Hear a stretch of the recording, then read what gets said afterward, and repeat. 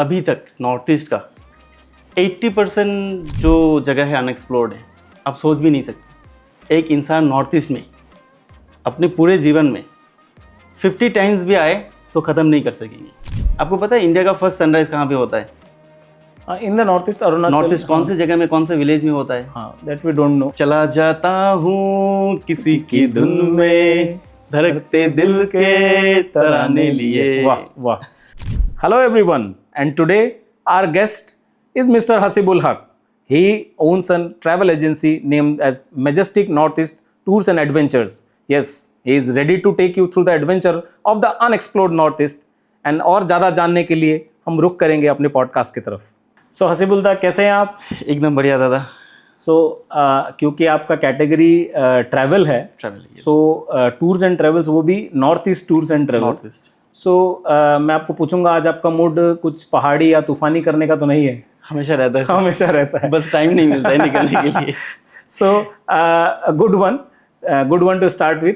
सो आपके travel agency का नाम है Majestic north East Tours and Travels. So how is this word Majestic, how did it come to your mind कि हाँ इसको ऐसा नाम रखा जाए या फिर ऐसे कुछ किया जाए? सर, ये मैं अगर मैजेस्टिक के बारे में बताऊं तो हमारा नॉर्थ ईस्ट इतना सुंदर है, इसको डिस्क्राइब करने के लिए इससे अच्छा वर्ड मुझे मिला नहीं। सही बात है, यस।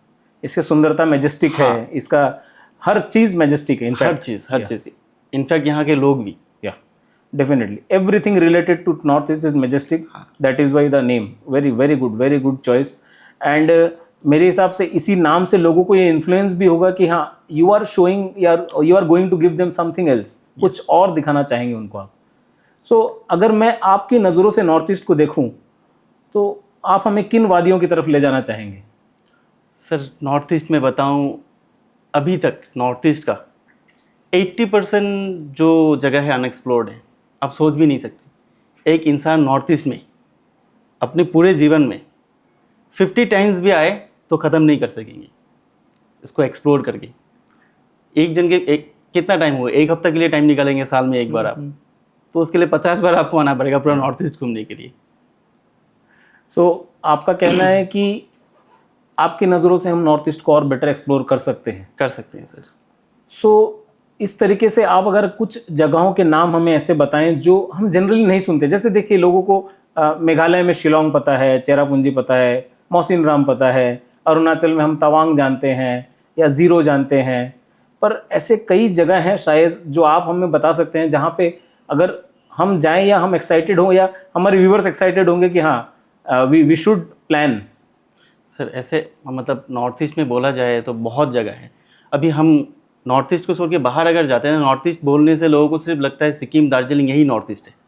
यस, हम कहीं जाके बोलेंगे शिलोंग या फिर तवांग, जीरो वैली, कहाँ है ये? इंडिया में है? ऐसे भी पूछते हैं लोग। तो जैसे नॉर्थ ईस्ट, अभी अगर हम लोग अरुणाचल ही पकड़े, इसका सिर्फ हम लोग को किसी को भी पूछे अरुणाचल कहाँ, सिर्फ तवांग पता है लोगों को। इसके अलावा और काफ़ी जगह है अरुणाचल में एक्सप्लोर करने के लिए। जैसे जीरो वैली है, वो भी लोगों को पता है, वो यूनेस्को वर्ल्ड हेरिटेज साइट में आता है उसके ट्राइब के वजह से। उसके अलावा मेचुका का नाम आपने नहीं सुना होगा। मेचुका है, अनिनी बोल के एक जगह है, बहुत सुंदर है, जो अभी मतलब रील्स में ट्रेंडिंग चल रहा है अनिनी। उसका एक कैंप है चिगू कैंप बोल के। वो एक वैली के नीचे है और दोनों तरफ आपका वाटरफॉल्स, नीचे वैली, तो वैसा उसका नज़ारा है। उसके बाद वालोंग, आपको पता है इंडिया का फर्स्ट सनराइज कहाँ पे होता है? In the north east Arunachal. North east कौन से जगह में, कौन से विलेज में होता है? हाँ, that we don't know obviously. वो है काहो बोल के एक विलेज है जो वालोंग में आता है, ईस्टर्न अरुणाचल में। ये सारी जगह अभी तक अनएक्सप्लोर्ड है। काफ़ी कुछ है नॉर्थ ईस्ट को अभी देखने के लिए, घूमने के लिए लोगों के पास। तो आपने कैसे चूज़ किया कि मेरे को लोगों को नॉर्थ ईस्ट दिखाना है, या फिर I will go into tours and travels into the north east specifically? देखिए सर, टूर्स एंड ट्रैवल्स ये मैंने पहले से नहीं सोचा कि टूर्स एंड ट्रैवल्स में ही आना है, लेकिन बचपन से ही मुझे घूमने का बहुत शौक है। ओके। पापा कहीं निकल जाते थे तो थे हम लोग गांव पे, पापा काम करते थे गुवाहाटी में, तो कई बार बचपन में मैं पापा के साथ गुवाहाटी आ जाता था। पूरा फैमिली छोड़ के, और लेके भी आते थे मुझे। कभी भी नहीं बोलते नहीं जाना है बोल के, क्योंकि तब स्कूल भी मेरा स्टार्ट नहीं होता।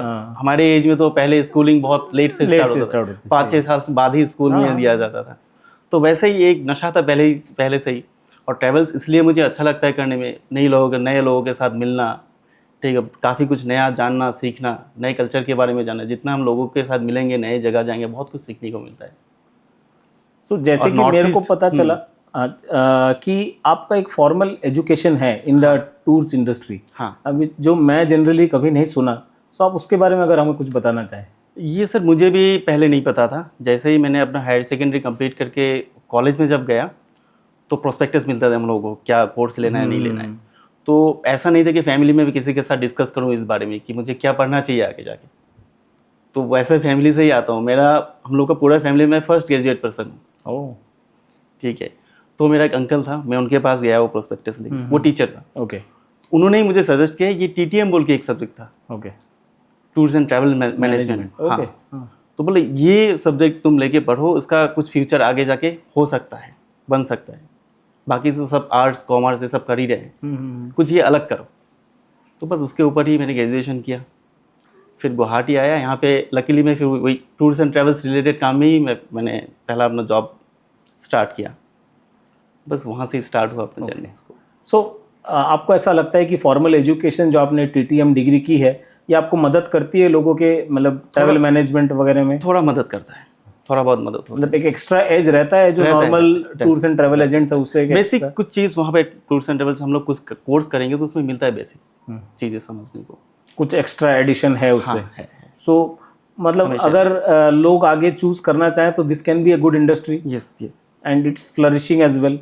टूरिज्म तो बहुत बहुत फ्यूचर है टूरिज्म में आगे जाके। अभी तो इनफैक्ट गवर्नमेंट भी इनिशिएटिव ले रहे हैं इसके ऊपर, कॉलेजेस में टूरिज्म सब्जेक्ट को इंट्रोड्यूस कर रहे हैं। काफ़ी सारे कॉलेजेस में किया है। मेरे काफ़ी सारे दोस्त थे जो अभी अपॉइंट हुए वहाँ पे, एक ही साथ पढ़ाई किया था हमने okay okay, as a teacher. बढ़िया। सो आप अदरवाइज और क्या क्या करते हैं, मतलब अपने टूर्स एंड ट्रेवल्स में what are the facilities that you provide to your clients? हम लोग मेरा मेन काम है टूर्स एंड ट्रैवल्स में, दो चीज़ आता है। एक बोलते हैं हम लोग B2B और B2C। ओके, B2B होता है जो बाहर के एजेंट को, कॉर्पोरेट्स एंड एजेंट्स के साथ काम करना, और B2C जो डायरेक्ट कस्टमर के साथ। तो मेरा काम मेनली B2B है। ओके, ठीक है, तो B2B को हम लोग कंप्लीट पूरा पैकेज प्रोवाइड करते हैं, ट्रांसपोर्टेशन से लेके होटल्स से लेके पूरा मैनेजमेंट पूरा संभालते हैं हम लोग। तो ट्रांसपोर्टेशन की जैसे आपने बात की, तो आपके पास खुद का फ्लीट है? फ्लीट से। ओके, सो आजकल लोग ऐसे भी खुद की गाड़ी बुकिंग करके जाने में ज़्यादा प्रेफर करते हैं। सो आप जिसने बता रहे थे आपकी अपनी फ्लीट है, तो फ्लीट के अलावा आपके पास और क्या क्या सर्विस ऑप्शंस हैं लोगों के लिए? फ्लीट के अलावा हमारे पास 2 होटल्स है अरुणाचल प्रदेश तवांग में। ओके, सो आपके खुद के होटल्स है वो? जी हाँ, लीज पे है। ओके, लीज पे लेकर रन कर रहे हैं। So it's in proper Tawang? Proper Tawang. So fleets हो गई, आप लोगों के लिए टूर्स एंड ट्रैवल्स प्लान करते हैं। अब आप बता रहे हैं आपके पास होटल्स भी है? होटल्स भी है। और कुछ बताना है आपको? नहीं, होटल्स है, अच्छे से रन कर रहे हैं उसको, क्योंकि अरुणाचल प्रदेश तवांग में सबसे बड़ा चैलेंज है सर्विस देना होटल्स में। ओके, जो सबसे चैलेंजिंग पार्ट है वहाँ पे। ठंड जगह है तो स्टाफ वहाँ पे रहते नहीं है। एक स्टाफ जाके 6 महीना काम करके वापस आ गया तो फिर वो वापस जाते नहीं, जाना नहीं चाहता।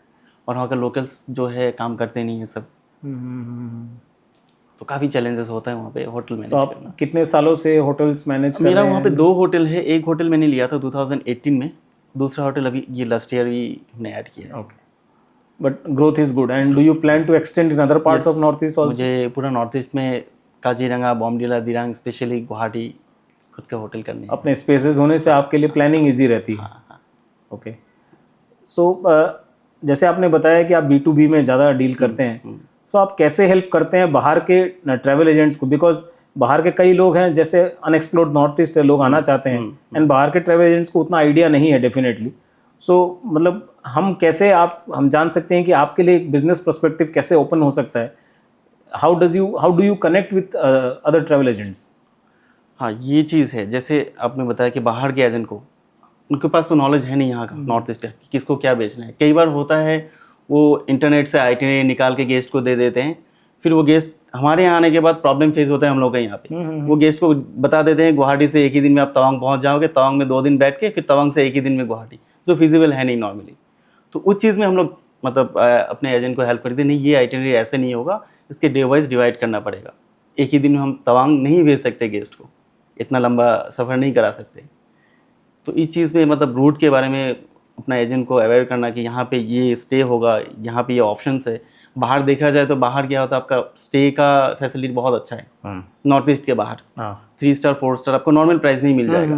लेकिन वही चीज़ जब आप नॉर्थ ईस्ट आएंगे तो वो थोड़ा लिमिटेड हो जाता है। जैसे अरुणाचल इंटीरियर पार्ट में जाएंगे तो आपको सिर्फ होम स्टेज मिलेगा रहने के लिए। तो ये सब चीज़ आगे फिजिबिलिटी कम है, फिजिबिलिटी कम है, फिजिबिलिटी कम है, टूरिस्ट का फुटफॉल कम है। इन सब चीज़ों की वजह से होता ही है। सो आपने कितने साल हो गए आप Majestic North East? Majestic North East मैंने स्टार्ट किया 2016 में। 2016, ओके। खुद का so it's almost 9 years। 9 years। Okay.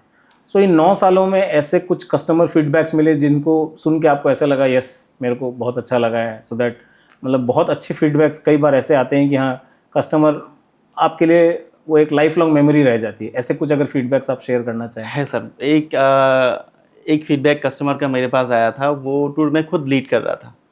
वो साउथ से थे कस्टमर और एजेड पर्सन थे सारे। एक ग्रुप था, लगभग 15-16 लोगों का ग्रुप था। Okay।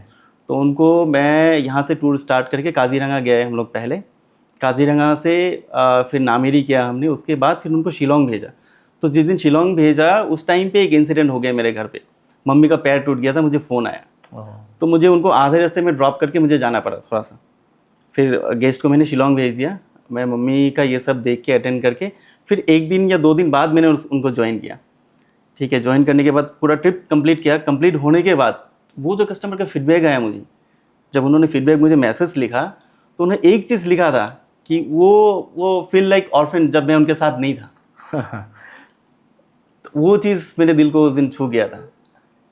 हाँ, बिकॉज आप सिर्फ एक उनके लिए मैनेजर नहीं है। हाँ, आप एक उनके लिए टूर गाइड हैं, उनकी मतलब कितने बजे, लाठी हाँ है मेरे एकदम, हिसाब कितने बजे निकलना है, कहाँ रुकना है, कहाँ क्या खाना है, everything. You are the torch for them. हाँ, कि कैसे क्या करना है। डेफिनेटली आपने यही साइलेंटली यही काम करते हैं, हर एजेंट यही काम करता है, काम करता है साइलेंटली। हाँ, बिकॉज आप जब एक अनजान जगह पे जा रहे हैं, all we depend is on the agent. आपकी गाड़ी टाइम पे बुकिंग की हुई टाइम पे आएगी, आप होटल में सही होटल में जा रहे हो नहीं जा रहे हो, होटल आपका में लोकेशन बुकिंग सही है भी है है नहीं हाँ। आपके नाम से, तो ये डेफिनेटली ये सारा चीज़ बहुत मैटर करता है। सो जैसे अच्छे फीडबैक्स आते हैं वैसे हमारे पास खराब फीडबैक्स भी आते हैं, बिकॉज हम गलतियों से सीखते हैं। सो ऐसा कोई खराब फीडबैक, मैं जानना नहीं चाहूँगा कि ऐसा कोई फीडबैक है कि नहीं, पर ऐसा फीडबैक्स जो आपको और अच्छा काम करने के लिए मजबूर कर दे, ऐसे अगर कुछ आप शेयर करना चाहें हमारे साथ। कई बार ऐसा चीज़ होता है सर, जैसे हम कई बार क्या करते हैं, गाड़ी अलॉट करने के बाद गेस्ट को गाड़ी का डिटेल्स दे देते हैं, देने के बाद छोड़ देते हैं उसको कि वो चलो ड्राइवर पिकअप कर लेगा या फिर चला जाएगा।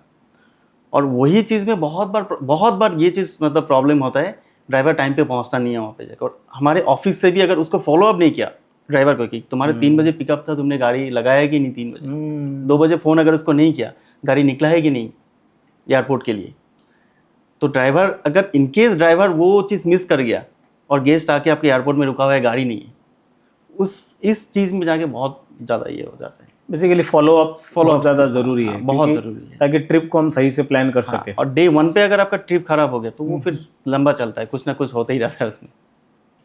फॉलोअप बहुत ज़रूरी है।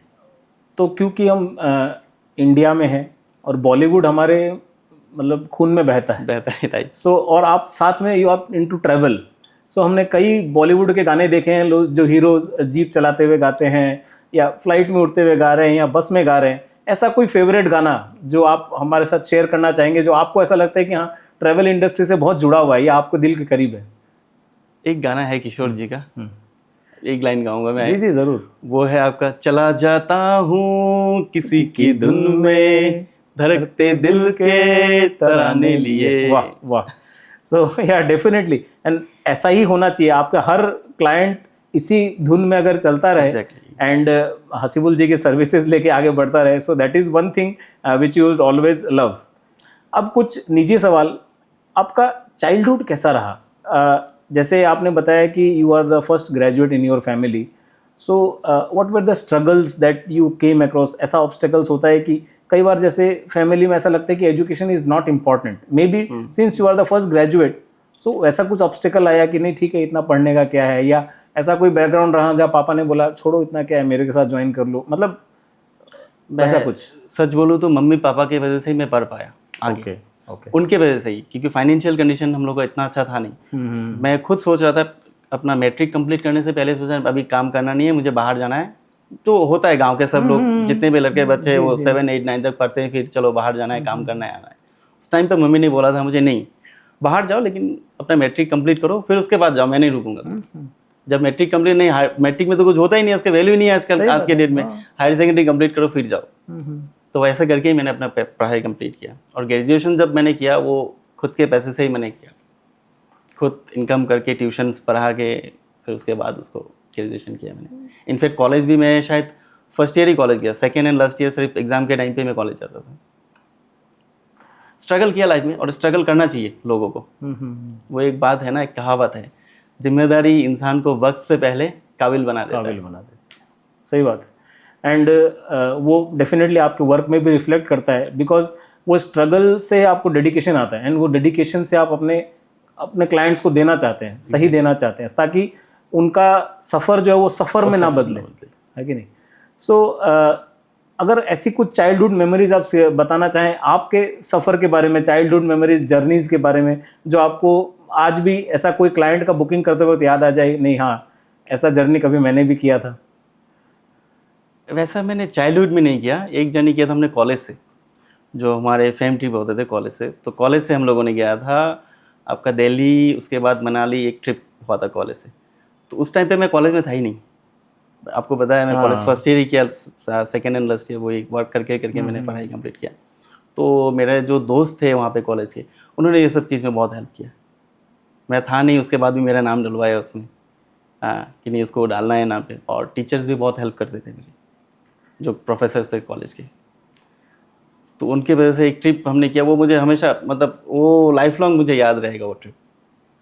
दोस्तों के साथ एक साथ जाना, मतलब अलग अलग जगह में रुकना। हमने उस टाइम पे ट्रेन पे भी सफ़र किया था, ट्रेन का फर्स्ट क्लास जो एसी, उसमें भी सफ़र किया था। वॉल्वो बस उस टाइम पे 2000 शायद ये 12 का बाद है, उस टाइम हमने दिल्ली से मनाली गए थे वॉल्वो बस में। तो एक अलग एक्सपीरियंस था मेरे लिए, अलग से सबके लिए ईयरफोन, वो एलिवेटेड एक्सपीरियंस था। 9 बज गया तो फिर आपका ब्लैंकेट ला के दे रहा है एक बंदा, ठंड के लिए, ठंड के वजह से ईयरफोन ला के दे रहा है। हर सीट के पीछे पर्सनल एक छोटा छोटा LED था कि आप खुद मूवी देख के जा सकते हो। तो वो मेरा एक्सपीरियंस बहुत अच्छा एक्सपीरियंस था एक लाइफ का। सो अच्छे एक्सपीरियंसेस हम सब चाहते हैं, उसी तरीके से हमारे हर आदमी की कुछ एक ड्रीम्स होती है। अब क्योंकि आप ऑलरेडी टूर्स एंड ट्रेवल्स में हैं, सो आपकी ड्रीम ट्रिप क्या है? It may not be north east की, हाँ क्या ड्रीम ट्रिप है मेरा, एक रोड ट्रिप करना है मुझे पूरा दुनिया का। वर्ल्ड एक होता है 16-17 कंट्रीज रोड ट्रिप एक होता है, हर साल दिल्ली से ही होता है, एक कंपनी है। उनका काम है, नॉर्थ ईस्ट का काम उनका मैं यही करता हूँ। तो वो ट्रिप मुझे एक बार करना है, कभी भी चांस मिले मुझे लाइफ में। तो ये कितना टाइम क्या लगता है? लगभग 40-45 डेज का होता है ये ट्रिप। 45 डेज में we complete almost 16 countries. That's amazing. So उसके तो आपको बाइकिंग पसंद है, इसका मतलब? बाइकिंग तो मुझे पसंद है, वो बाइक मतलब कार पे हो, इतना लंबा बाइक पे नहीं होगा। बाइक तो मुझे बहुत पसंद है, बाइक राइड। मैं आपको अगर बताऊँ, नॉर्थ ईस्ट का अरुणाचल के ईस्टर्न पार्ट से लेके वेस्ट तक पूरा बाइक पे किया है मैंने। जो आपको वही बताया मैंने, आनिनी वगैरह ये सब, तो ये सब ऑलरेडी बाइक पे मैंने किया हुआ था।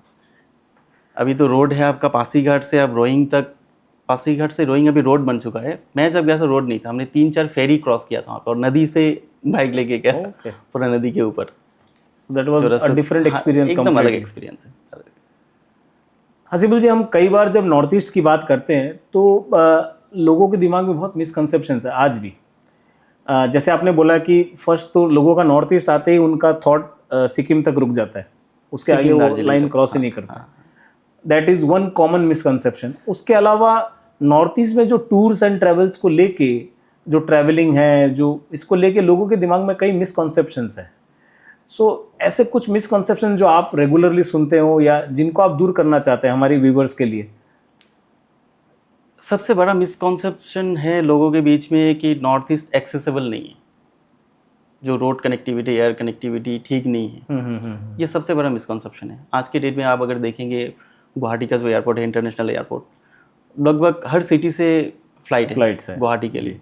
गुवाहाटी स्टेशन जो ट्रेन से लगभग पूरे इंडिया को कनेक्ट करता है जी। हर सिटी के लिए ट्रेन निकलते हैं यहाँ से। सिर्फ मैं आपको गुवाहाटी के बारे में नहीं बताऊँगा, इनफैक्ट आजकल आपका शिलोंग एयरपोर्ट पे भी फ़्लाइट आने लगे हैं, दिल्ली कोलकाता से। डिब्रूगढ़ एयरपोर्ट वो तो बहुत पहले से ही आते हैं। अभी नया एयरपोर्ट आया आपके ईटानगर में अरुणाचल में, वहाँ पे भी होलोंगी एयरपोर्ट, वहाँ पे भी डायरेक्ट फ्लाइट्स आ रहे हैं। और रोड कनेक्टिविटी आज से 10 साल पहले जैसा था वैसा कुछ भी नहीं है, इतना स्मूथ रोड है। आप अगर पहले गुवाहाटी से आपको तवांग जाना था तो 3 दिन लगता था बाई रोड जाने में। ओके। वो सफ़र आप अगर चाहें आज सुबह निकलेंगे शाम तक आप तवांग जाके पहुँच जाएंगे, ऐसा अच्छा रोड बना दिया है। बट शायद लोगों को ये अभी तक पता नहीं है। नहीं। तो एक्सेसिबिलिटी एक बड़ा मिसकंसेप्शन है। उसके अलावा और क्या लोग ऐसे समझते और हैं? लोग समझते हैं नॉर्थ ईस्ट के जो लोग हैं, बाकी लोग, जैसे आप अगर बाहर जाके बोलेंगे नागालैंड, उसके ऊपर एक वेब सीरीज भी आया है कि वहाँ पे तो इंसान को काट के खा जाते हैं।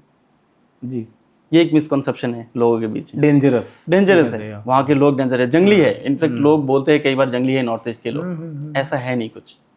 हाँ, देसी यहाँ के लोगों में जो हॉस्पिटलिटी है, मैं तो सच बोलूँ पूरा इंडिया का काफ़ी मतलब सारा पार्ट में जाके घूम चुका हूँ, ऐसा हॉस्पिटलिटी कहीं नहीं मिला मुझे।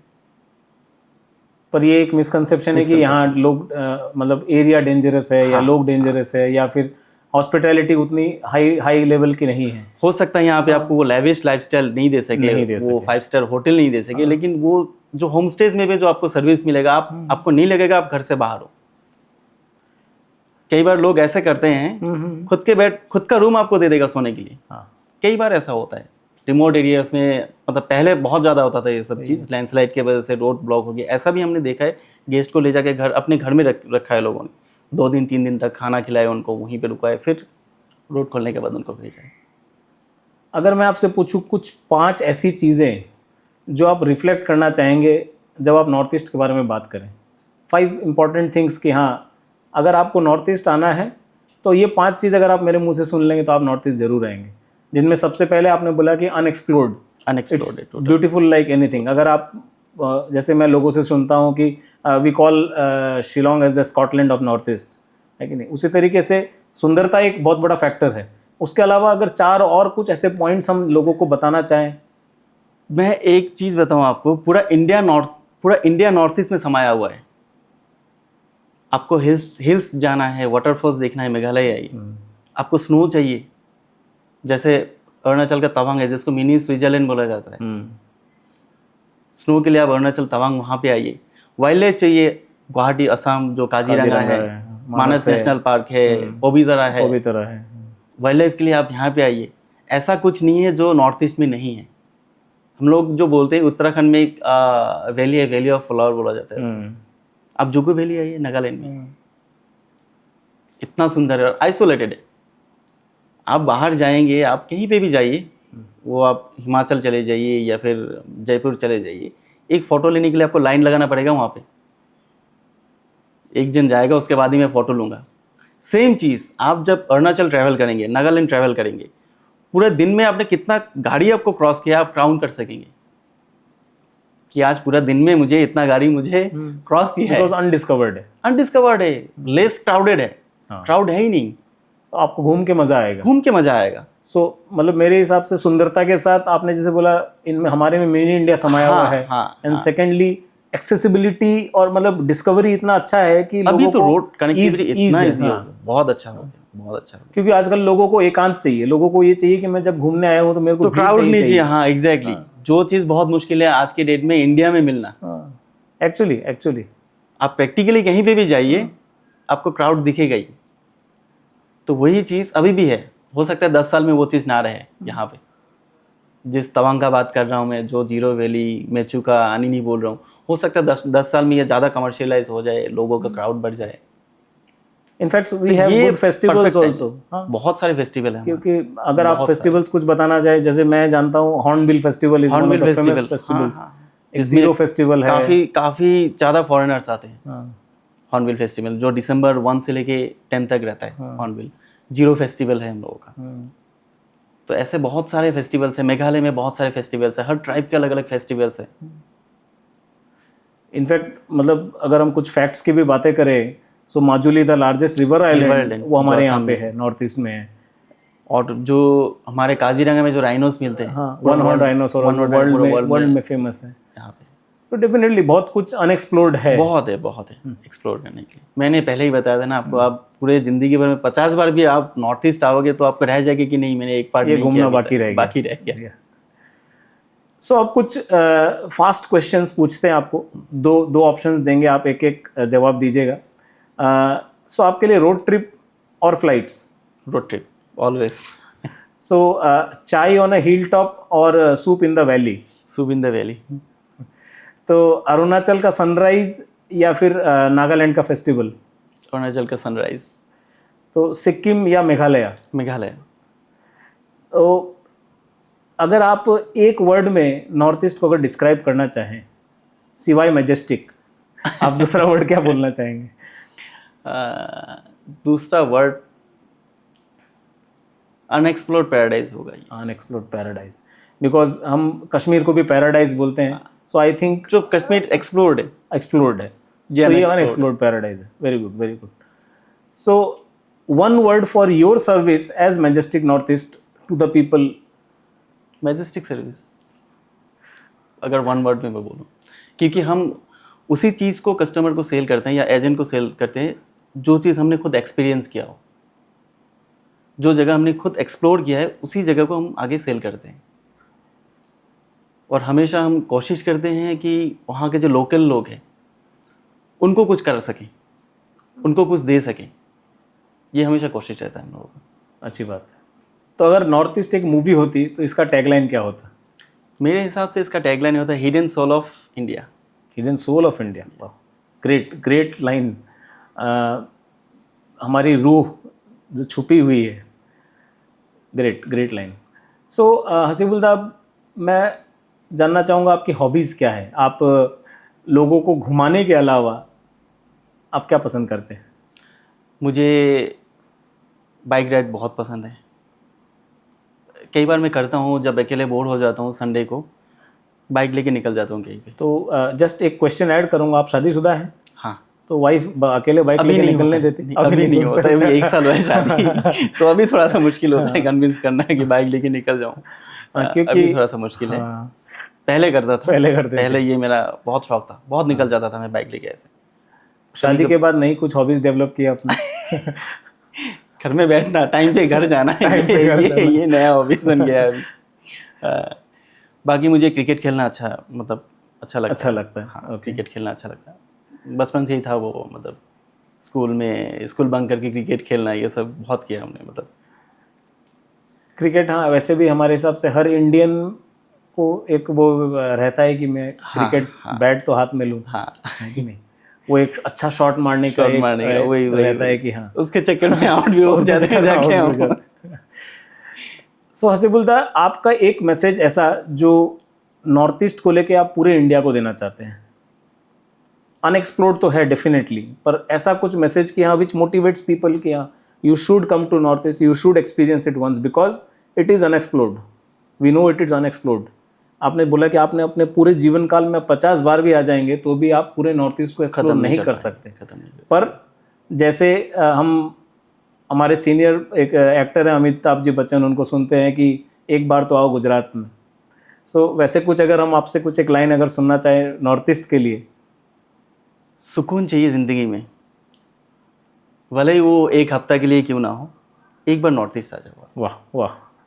तो आपने कहा कि ये छुपी हुई रूह है जहां आपको सुकून मिल सकती है। बहुत बहुत शानदार। और मेरे को ऐसा लगता है कि आपकी प्राइमरी तालीम उर्दू से भी रिलेटेड रही है, इसीलिए आप कुछ ऐसे शब्द यूज़ कर रहे हैं। उर्दू एक्चुअली नहीं था मेरा प्राइमरी तालीम, बट मैं एसएमएस मीडियम से ही पढ़ा हुआ हूँ। ओके, तो उर्दू नहीं पढ़ा मैंने।